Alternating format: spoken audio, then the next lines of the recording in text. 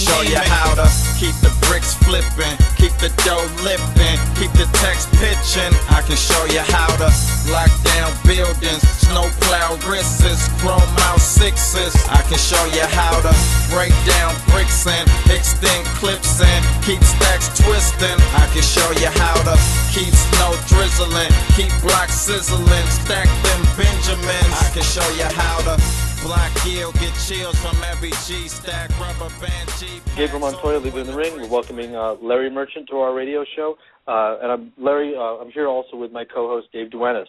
Thank you for joining us. Hey, guys. Thanks for having me. Hey, Larry. How you doing, brother? Well, I'm surviving. I think that the merry-go-round is about to slow down and I can jump off.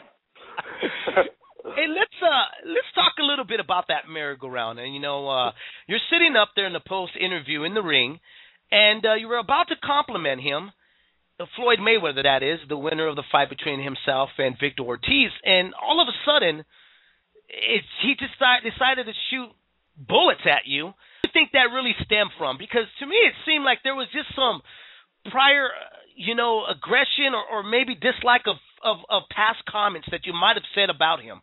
Well, I think that Mayweather has that problem with many commentators and journalists. You may remember how we went off on ESPN. Brian Kenny, 6 months or a year ago. Anybody who isn't completely worshipful gets that treatment. You don't know anything about boxing.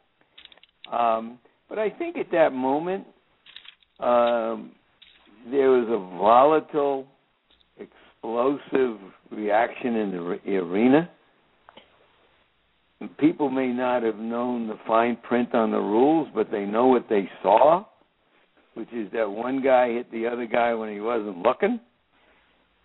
And I think he realized that he wasn't going to get all the credit that he thinks he always deserves, and he went off, and he made it upfront and personal. I want to ask you something that you talked about on the telecast before the fight, and you mentioned something about him when he was walking in with his entourage. I'm trying to remember the exact quote. I wrote it down so I wouldn't forget it, and guess what? I forgot, and I can't seem to find he walked in without his entourage. No, that's right. He walked in with his kids. Well, he was coming to the arena, right, with his kids, not walking to the fight. And I commented I had never seen anything like that. That he was very savvy, and that this was part of the image he was trying to project. That was my interpretation of that moment. I can agree with that, actually, because I covered the Los Angeles press conference, and I've never seen a fighter do this, but he basically placed his kids right there at the table next to him when we sat to do the roundtable interviews, and it was almost like a human shield. We couldn't ask him anything tough because his kids are right there, and he kept referencing that, my kids are here, and they hear all these things, and it was like a psychological way of softening our questions. Well, look, whatever else anyone can say about Floyd Mayweather, he has been brilliant at marketing and promoting himself. It's rare and maybe unprecedented that a fighter who has been primarily a defensive-oriented, risk-free, magnificent technician should ever be as big a box office attraction as he has. And he has put himself out there in ways to make that happen. All I'm suggesting is he's really savvy about doing these kind of things. It's like politicians sometimes come around with their kids, and they want you to sympathize with them and see how they are family people. And then if you should ever mention it, they say, why are you something about their kids? Why are you criticizing? Why are you taking after them? I wasn't taking after the kids, but that's the general impression. It wasn't a criticism; it was an observation. There's one segment of the people that looked at what you did and responding to Floyd. Do you feel that it was an unprofessional moment, and do you feel that you bring a sort of, I call it a generationalist look at the fighters of today versus all the fighters that you've covered over the past 50 years? Do you think you bring something negative to the table? Well, I've seen fights and fighters for a very long time. I try to appreciate what fighters do in this day. Many athletes are better today than they were in old days. I gave, for example, Roy Jones, who wasn't a great technician, but who brought tremendous excitement because of his extraordinary athleticism and quickness. I didn't see that in the old days, and I gave him props for being that magnificent athlete. So, sure, I have a background in the sport, but when I see something that I think is special, I'm not afraid to give it credit, I think. But and I have said about Mayweather over and over again, he is a defensive wizard.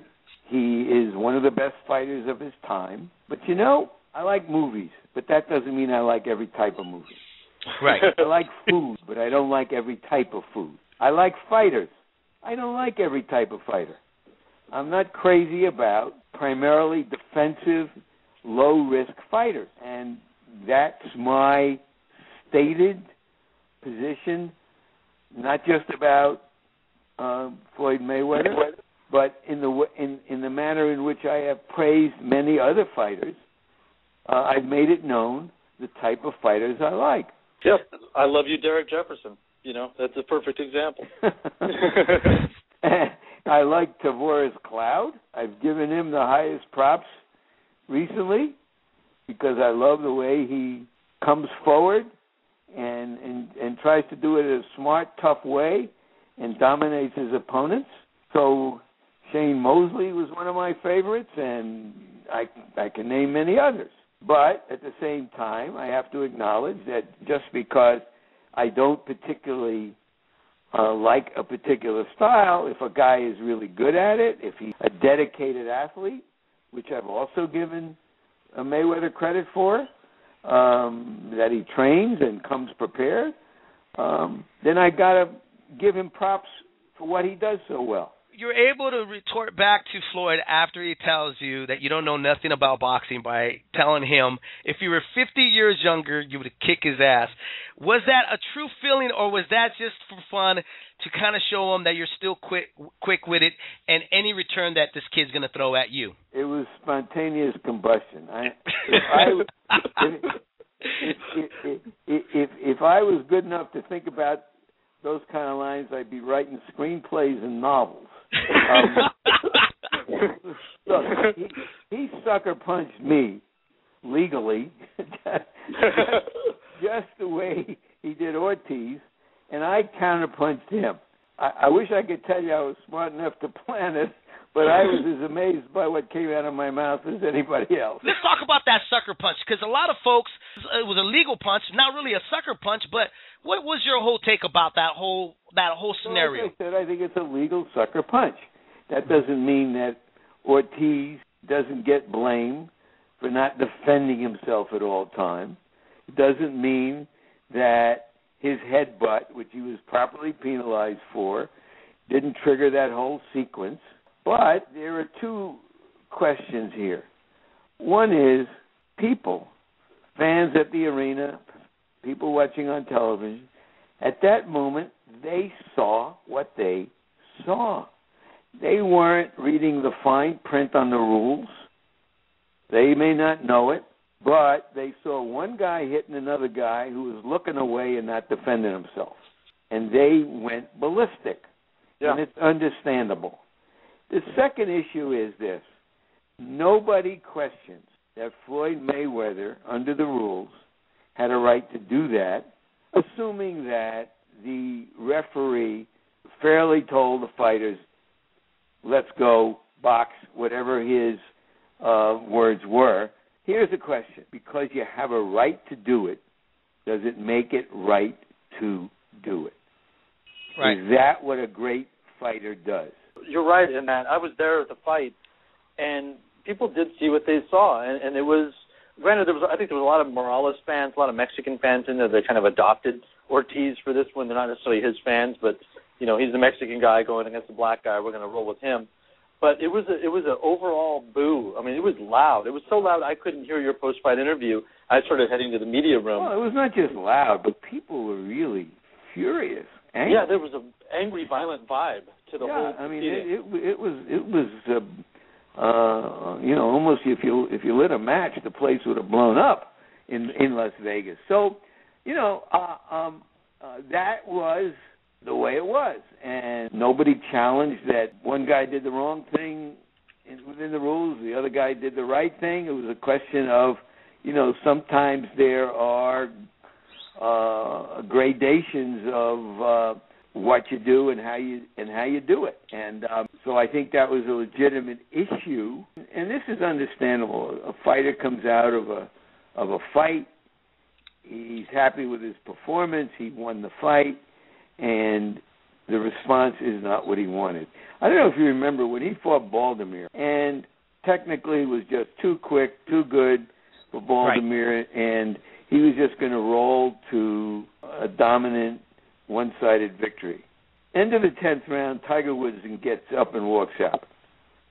End of the 11th round, Charles Barkley gets up and walks out. I don't think they were just trying to beat the traffic. I think that was a comment on, okay, I don't need to see any of this more. We know that Mayweather is better. He's not going to try to close the show. There's not going to be no drama. I'm going home. Now, in a way, they were acting as critics. That's what fans do. That's the nature of anybody, any performer who puts on a show. And the fans and the media and everyone is going to respond in how they see it. But, you know, Floyd Mayweather thinks that we are all worshipers, or should be, and that may be what some fans do, but it's not what people in the media do. Fair point. And to be fair to Tiger and Charles, I think Tiger had a date and Charles probably had the under. You know, I was like, well, went the under, so I'm out of here. One last thing. When is it too much to cross the line as a telecast interviewer? A lot of Floyd Mayweather fans were really upset. They felt that you had crossed that line of journalism by the way you had responded back to Floyd. As for the professionalism of what I did, I can only leave that for others to judge. I was being attacked personally, and I defended myself. There have been a number of occasions when I've asked some questions of fighters after a fight that they didn't particularly like, and they might go off on a rant of one kind or another. I let them have their say, and I send it back to Jim Lampley. On this occasion, I just felt that I was being confronted frontally. Something kicked in. It was human. It was obviously me, and if I get the credit or the blame, I'm here, and you can take your shots. Well, don't change, Larry. I mean, I got to tell you, I loved the human in you that night. Definitely, I think a lot of us appreciate the response that you gave back to Floyd Mayweather. Whether if it was professional or not, it was good TV. Thank you, guys. Well, thank you so much for coming on, Larry. It was absolutely a pleasure to finally get a chance to interview you, and you take care. I will try. There you go, Mr. Larry Merchant coming on, Leaving the Ring, explaining what happened that night, his take about the whole Floyd Mayweather and Victor Ortiz fiasco, and among other things. If you didn't have a chance to listen to Larry Merchant here on Leaving the Ring, you definitely can catch the replay, the stream of the show back on our Leaving the Ring at leavingthering.com. Or if you have anything that you want to maybe email us, you definitely can about the show, disagreement, or add on to what we've been talking about, you sure can at leavingthering@gmail.com. Hey, our October 1st magazine for Undisputed is going to be coming out October 1st. So make sure you do log on and buy an issue. It's only $1.99. It's $9.99 for the whole year. We got a lot of good writers, including Gable Montoya, that's going to be contributing to the magazine. And about maybe 9 more minutes, we're going to have Alfonso Gomez. I enjoyed having Larry on, man.